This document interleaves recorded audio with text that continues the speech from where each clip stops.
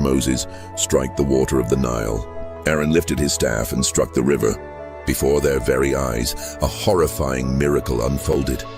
The water turned to blood. The fish died, the river stank, and a cry of horror rose across Egypt. The Egyptians dug by the river for water, their thirst a torment. For 7 days the land suffered under the blood-red plague. Yet Pharaoh's heart remained unyielding. This was the first sign, a stark warning of the power to come. God's judgment had begun. Pharaoh hardened his heart, refusing to let the Israelites go. So God sent Moses and Aaron with a second warning. Aaron stretched his staff over the waters of Egypt, the rivers, the canals, the ponds. Then a miracle of horror began. Frogs swarmed from the water, a living, croaking tide. They covered the land, invading every home, every bed, every oven. The Egyptians were horrified, unable to escape the plague. Pharaoh, desperate, summoned Moses and Aaron. He pleaded, "Pray to the Lord to take the frogs away, and I will let your people go." But once the frogs were gone, Pharaoh broke his promise. This plague showed the reach of God's power, turning nature itself against a stubborn king. Moses and Aaron stood before Pharaoh once more. God's command was clear, "Let my people go." But Pharaoh's heart was hardened. He refused. So Aaron struck the dust with his staff as God commanded. A cloud of dust rose, and all at once it became a plague of gnats. They swarmed over man and beast, a living, biting torment. Pharaoh's magicians tried to do the same, but they could not. They told Pharaoh, "This is the finger of God." But still, Pharaoh would not listen. The gnats were a sign of God's immense power, a sign that no earthly authority could stand against his will. This plague showed that even the smallest of creatures could bring a mighty kingdom to its knees when commanded by God. Led by Moses and Aaron, the Israelites were slaves in Egypt. Pharaoh's heart was hardened, refusing to let God's people go. So God said to Moses, "I will send swarms of flies on you and your officials and your people." Then came the fourth plague.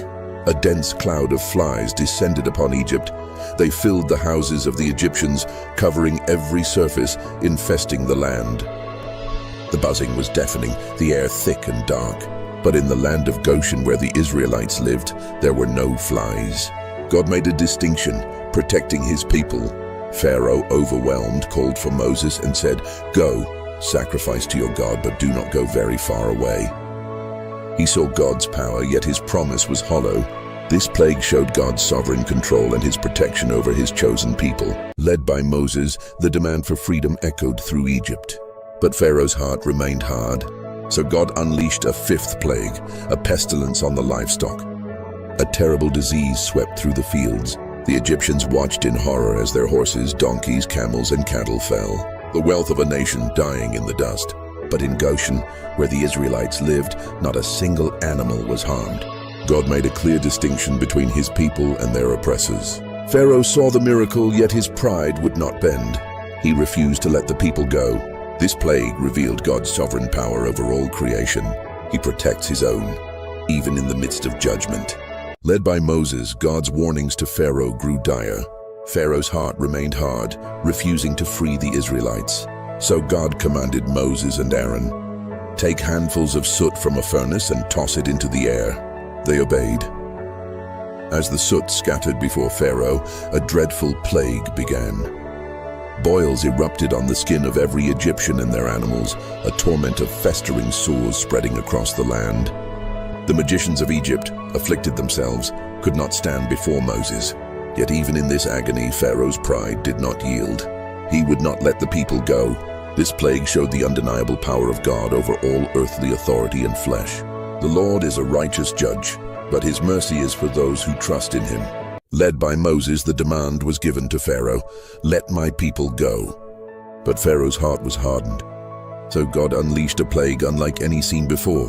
Then God commanded, "Stretch out your hand toward the sky." Moses obeyed. Thunder roared and lightning flashed. A storm of fire and hail rained down upon Egypt. The sky turned black as ice and fire mingled, striking man and beast, shattering every tree in the field. Yet in the land of Goshen, where the Israelites lived, there was no hail. Pharaoh saw the devastation, his heart filled with terror. He confessed, "I have sinned this time. The Lord is in the right, and I and my people are in the wrong." And this miracle showed God's overwhelming power and his protection over his people. Moses and Aaron went before Pharaoh with a message from God.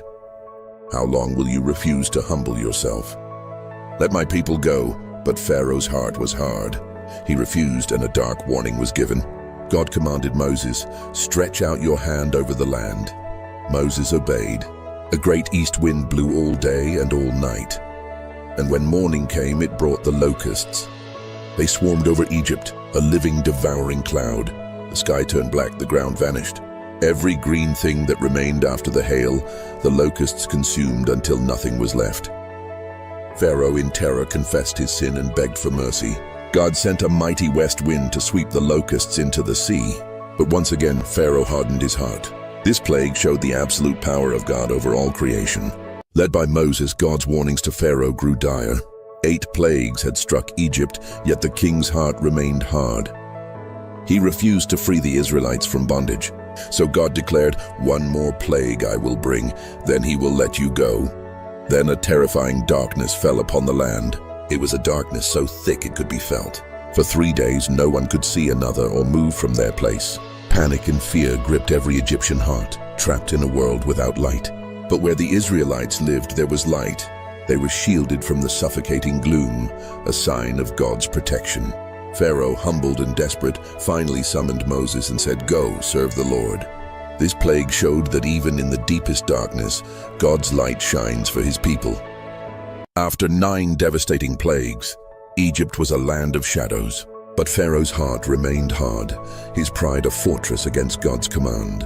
Then came the final, most terrible plague, the death of the firstborn. A great cry rose up from every Egyptian home, from the palace to the dungeon. There was no house where someone was not dead. In the dead of night, a broken Pharaoh summoned Moses and Aaron. His voice, once full of thunder, was now a whisper of defeat.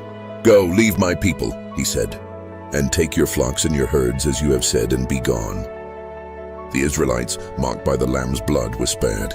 They left in haste, carrying unleavened dough and the plunder of Egypt, their long night of slavery finally over. The Lord had brought them out with a mighty hand. This night showed God's justice and his promise of redemption. Led by Moses, the Israelites were fleeing Egypt. But soon they found themselves trapped, the Red Sea in front, Pharaoh's army behind.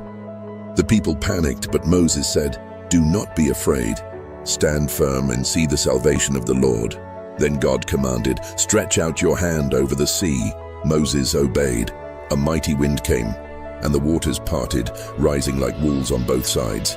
The Israelites walked through on dry ground, with trembling feet but hopeful hearts. When the Egyptians chased after them, God closed the waters once more. The entire army was swallowed by the sea.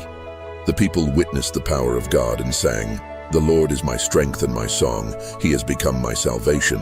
This miracle showed that with God, the impossible becomes possible. Don't forget to subscribe for more stories like this. God bless you and your family.